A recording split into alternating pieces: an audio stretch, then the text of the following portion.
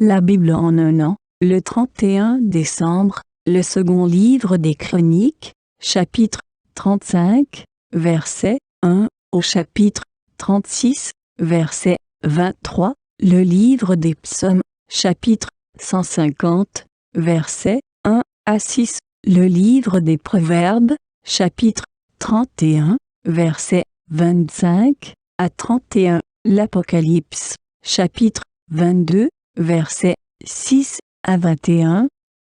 Le deuxième livre des Chroniques, chapitre 35. Josias célébra la Pâque en l'honneur de l'Éternel à Jérusalem et l'on égorgea l'agneau pascal le 14e jour du premier mois. Il établit les prêtres dans leurs fonctions et les encouragea au service de la maison de l'Éternel. Il dit aux Lévites qui enseignaient tout Israël et qui étaient consacrés à l'Éternel, placez l'arche sainte dans le temple qu'a construit Salomon, fils de David, le roi d'Israël. Vous n'avez plus à la porter sur l'épaule. Servez désormais l'Éternel votre Dieu et son peuple Israël. Tenez-vous prêts par famille selon vos divisions, suivant les prescriptions de David, le roi d'Israël, et de son fils Salomon. Occupez votre place dans le sanctuaire en fonction des différentes familles définies pour vos frères, les membres du peuple, et de la répartition des familles des Lévites. Sacrifiez l'agneau pascal, consacrez-vous et préparez-le pour vos frères en vous conformant à la parole de l'Éternel transmise par Moïse. Josias préleva pour les membres du peuple, pour tous ceux qui se trouvaient là, des agneaux et des chevreaux au nombre de 30 000, le tout pour la Pâque, ainsi que 3 000 bœufs. Cela fut pris sur les biens du roi. Ses chefs prélevèrent aussi des offrandes volontaires pour le peuple, les prêtres et les Lévites. Ilkija, Zacharie et Jéhiel, qui étaient responsables de la maison de Dieu, donnèrent 2600 agneaux et 3 000 bœufs aux prêtres pour la Pâque. Konania, Shemaïa et Nathanaël, ses frères, Achabia, Jéhiel et Josabad, chefs des Lévites, donnèrent 5000 agneaux et 500 bœufs aux Lévites pour la Pâque. Le service s'organisa et les prêtres et les Lévites occupèrent leur place selon leur division d'après l'ordre du roi. Ils égorgèrent les victimes de la Pâque. Les prêtres faisaient l'aspersion du sang qu'ils recevaient des Lévites et les Lévites enlevaient la peau des victimes. Ils mettaient les éléments destinés aux holocaustes à part pour les donner aux différentes familles des membres du peuple, afin qu'ils les offrent à l'Éternel conformément à ce qui est écrit dans le livre de Moïse. Ce fut le cas pour les bœufs. Ils firent cuire l'agneau pascal au feu conformément aux règles. Quant aux choses saintes, on les fit cuire dans des marmites, des chaudrons et des poêles. Puis ils s'empressèrent de les distribuer à tout le peuple. Ensuite, ils préparèrent ce qui était pour eux et pour les prêtres. En effet, les prêtres, les descendants d'Aaron, furent occupés jusqu'à la nuit à offrir les holocaustes et les graisses. C'est pourquoi les Lévites préparèrent ce qui était pour eux et pour les prêtres, les descendants d'Aaron. Les musiciens, les descendants d'Azaph, étaient à leur place conformément aux ordres de David d'Azaph, d'Éman et de Jéduthun, le voyant du roi, et les portiers se tenaient à chaque porte. Ils n'eurent pas à s'écarter de leur service, car leurs frères les Lévites préparèrent ce qui leur était destiné. Ainsi tout le service de l'Éternel pour célébrer la Pâque et pour offrir des holocaustes sur l'autel de l'Éternel fut organisé ce jour-là, conformément à l'ordre du roi Josias. Les Israélites qui se trouvaient là célébrèrent la Pâque à ce moment-là et la fête des pains sans levain pendant 7 jours. Aucune Pâque pareille à celle-là n'avait été célébrée en Israël depuis l'époque du prophète Samuel, et aucun des rois d'Israël n'avait célébré une Pâque pareille à celle que célébrèrent Josias, les prêtres, les Lévites, tout Juda, les Israélites qui se trouvaient là et les habitants de Jérusalem. Ce fut la 18e année du règne de Josias que cette Pâque fut célébrée. Après tout cela, après que Josias eut réparé la maison de l'Éternel, Nécho, le roi d'Égypte, monta pour combattre à Carchemish vers l'Euphrate. Josias marcha à sa rencontre et Nécho lui envoya des messagers pour dire « Que me veux-tu, roi de Juda? Ce n'est pas contre toi que je viens aujourd'hui, c'est contre une dynastie avec laquelle je suis en guerre. Dieu m'a dit de me dépêcher. Ne t'oppose pas à Dieu, puisqu'il est avec moi de peur qu'il ne te détruise. Mais Josias ne s'écarta pas de son chemin, et il se déguisa pour l'attaquer sans écouter les paroles de Nécho qui venaient pourtant de Dieu. Il s'avança pour combattre dans la vallée de Megiddo. Les archers tirèrent sur le roi Josias et le roi dit à ses serviteurs, « Emmenez-moi, car je suis gravement blessé. » Ses serviteurs le retirèrent du char pour le faire monter sur son deuxième char et l'emmenèrent à Jérusalem. Il mourut et fut enterré dans le tombeau de ses ancêtres. Tout Juda et Jérusalem pleurèrent Josias. Jérémie fit une complainte sur lui. Tous les chanteurs et toutes les chanteuses ont parlé de lui dans leurs complaintes jusqu'à aujourd'hui, et ils en ont fait une prescription pour Israël. Ces chants sont écrits dans les complaintes. Le reste des actes de Josias et sa piété conforme à ce qui est prescrit dans la loi de l'Éternel, ces actes, des premiers aux derniers, cela est décrit dans les annales des rois d'Israël et de Juda. Deuxième livre des Chroniques, chapitre 36. Le peuple du pays prit Joachaz, fils de Josias, pour le faire roi à la place de son père à Jérusalem. Joachaz avait 23 ans lorsqu'il devint roi et il régna 3 mois à Jérusalem.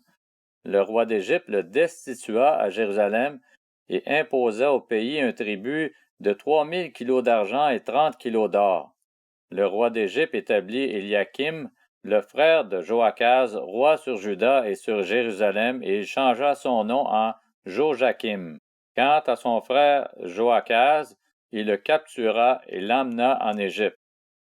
Joachim avait 25 ans lorsqu'il devint roi et il régna 11 ans à Jérusalem. Il fit ce qui est mal aux yeux de l'Éternel son Dieu. Nebuchadnezzar, roi de Babylone, monta contre lui et l'attacha avec des chaînes en bronze pour le conduire à Babylone.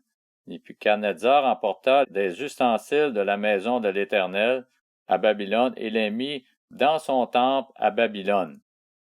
Le reste des actes de Joachim, les actes abominables dont il s'est fait l'auteur, et ce qu'on a pu relever contre lui, cela est décrit dans les annales des rois d'Israël et de Juda. Son fils Joachim devint roi à sa place. Joachim avait 18 ans lorsqu'il devint roi, il régna 3 mois et 10 jours à Jérusalem. Il fit ce qui est mal aux yeux de l'Éternel. L'année suivante, le roi Nebuchadnezzar le fit emmener à Babylone avec les ustensiles précieux de la maison de l'Éternel, et il établit roi sur Juda et sur Jérusalem Sédécias, le frère du père de Joachim. Sédécias avait 21 ans lorsqu'il devint roi et il régna 11 ans à Jérusalem. Il fit ce qui est mal aux yeux de l'Éternel son Dieu. Il ne s'humilia pas devant le prophète Jérémie qui lui parlait de la part de l'Éternel. Il se révolta même contre le roi Nebuchadnezzar alors que celui-ci lui avait fait prêter serment au nom de Dieu. Il se montra réfractaire et endurcit son cœur au lieu de revenir à l'Éternel, le Dieu d'Israël. Tous les chefs des prêtres et le peuple multiplièrent eux aussi les infidélités en imitant toutes les pratiques abominables des nations. Ils rendirent impure la maison d'Éternel, celle qu'il avait consacrée à Jérusalem. L'Éternel, le Dieu de leurs ancêtres, leur envoya très tôt et sans se lasser des messagers, car il voulait épargner son peuple et sa propre demeure. Mais ils se moquèrent des messagers de Dieu, méprisèrent ses paroles et rirent de ses prophètes, jusqu'à ce que la colère d'Éternel contre son peuple devienne sans remède. Alors l'Éternel fit monter contre eux le roi des Babyloniens, et il tua leurs jeunes gens par l'épée dans leur sanctuaire. Il n'épargna ni le jeune homme, ni la jeune fille, ni l'ancien, ni le vieillard. Il livra tout entre ses mains. Nebuchadnezzar emporta à Babylone tous les ustensiles de la maison de Dieu, grands et petits, les trésors de la maison d'Éternel et ceux du roi et de ses chefs. Les Babyloniens brûlèrent la maison de Dieu, démolirent les murailles de Jérusalem, livrèrent au feu tous ses palais et détruisirent tous les objets précieux. Nebuchadnezzar exila à Babylone ceux qui échappèrent à l'épée et ils lui furent asservis à lui et à ses fils, jusqu'à ce que le royaume de Perse prenne le pouvoir. Ainsi s'accomplit la parole de l'Éternel prononcée par Jérémie, jusqu'à ce que le pays ait compensé ses sabbats. Durant toute la période où il fut dévasté, il se reposa jusqu'à la fin des 70 ans. La première année du règne de Cyrus sur la Perse, l'Éternel réveilla l'esprit de Cyrus, roi de Perse, afin que s'accomplisse la parole qu'il avait prononcée par Jérémie, et celui-ci fit faire de vive voix et même par écrit la proclamation que voici dans tout son royaume. Voici ce que dit Cyrus, roi de Perse. L'Éternel, le Dieu du ciel, m'a donné tous les royaumes de la terre et m'a désigné pour lui construire un temple à Jérusalem en Juda, qui parmi vous fait partie de son peuple. Que l'Éternel son Dieu soit avec lui et qu'il y monte. Le livre des Psaumes, chapitre 150. Louez l'Éternel. Louez Dieu dans son sanctuaire. Louez-le dans l'étendue céleste où éclate sa puissance.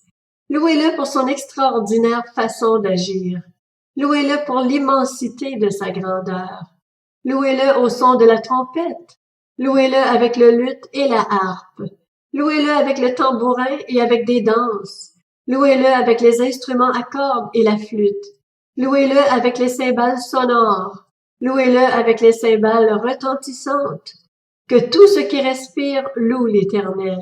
Louez l'Éternel. Le livre des Proverbes, chapitre 31. La force et l'honneur, voilà ce qui l'habille. Elle rit en pensant à l'avenir. Elle ouvre la bouche avec sagesse et un enseignement plein de bonté est sur sa langue. Elle veille à la bonne marche de sa maison. Elle ne mange pas le pain de la paresse.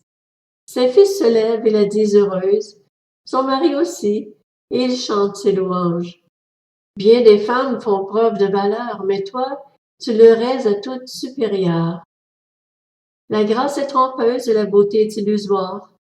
C'est de la femme qui craint l'Éternel qu'on chantera les louanges. Donnez-lui du fruit de son travail, et qu'aux portes de la ville ses œuvres fassent son éloge. Le livre de l'Apocalypse, chapitre 22.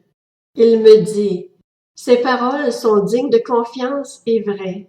Et le Seigneur, le Dieu de l'esprit des prophètes, a envoyé son ange pour montrer à ses serviteurs ce qui doit arriver bientôt. Voici, je viens bientôt. Heureux celui qui garde les paroles de la prophétie de ce livre. Moi, Jean, j'ai entendu et vu ces choses. Après les avoir entendues et vues, je tombai aux pieds de l'ange qui me les montrait pour l'adorer. Mais il me dit, garde-toi bien de le faire. Je suis ton compagnon de service, celui de tes frères les prophètes et de ceux qui gardent les paroles de ce livre. Adore Dieu. Puis il ajouta, ne marque pas du sceau du secret les paroles de la prophétie de ce livre, car le temps est proche. Que celui qui est injuste commette encore des injustices, et que celui qui est sale se salisse encore, mais que le juste pratique encore la justice, et que celui qui est saint progresse encore dans la sainteté. Voici, je viens bientôt, et j'apporte avec moi ma récompense, pour traiter chacun conformément à son œuvre. Je suis l'alpha et l'oméga, le premier et le dernier, le commencement et la fin. Heureux ceux qui lavent leurs robes, ils auront droit à l'arbre de vie et pourront entrer par les portes dans la ville. Dehors les chiens et les sorciers, ceux qui vivent dans l'immoralité sexuelle, les meurtriers, les idolâtres, et tous ceux qui aiment et pratiquent le mensonge. Moi, Jésus, j'ai envoyé mon ange pour vous attester ces choses dans les églises. Je suis le rejeton de la racine de David et son descendant, l'étoile brillante du matin. L'esprit et l'épouse disent, viens. Que celui qui entend dise, viens. Que celui qui a soif vienne. Que celui qui veut de l'eau de la vie la prenne gratuitement. Je le déclare à toute personne qui écoute les paroles de prophétie de ce livre. Si quelqu'un y ajoute quelque chose, Dieu lui ajoutera les fléaux décrits dans ce livre. Et si quelqu'un enlève quelque chose aux paroles du livre de cette prophétie, Dieu enlèvera sa part de l'arbre de la vie et de la ville sainte décrits dans ce livre. Celui qui atteste ces choses dit, oui, je viens bientôt. Amen. Viens, Seigneur Jésus. Que la grâce du Seigneur Jésus-Christ soit avec tous les saints.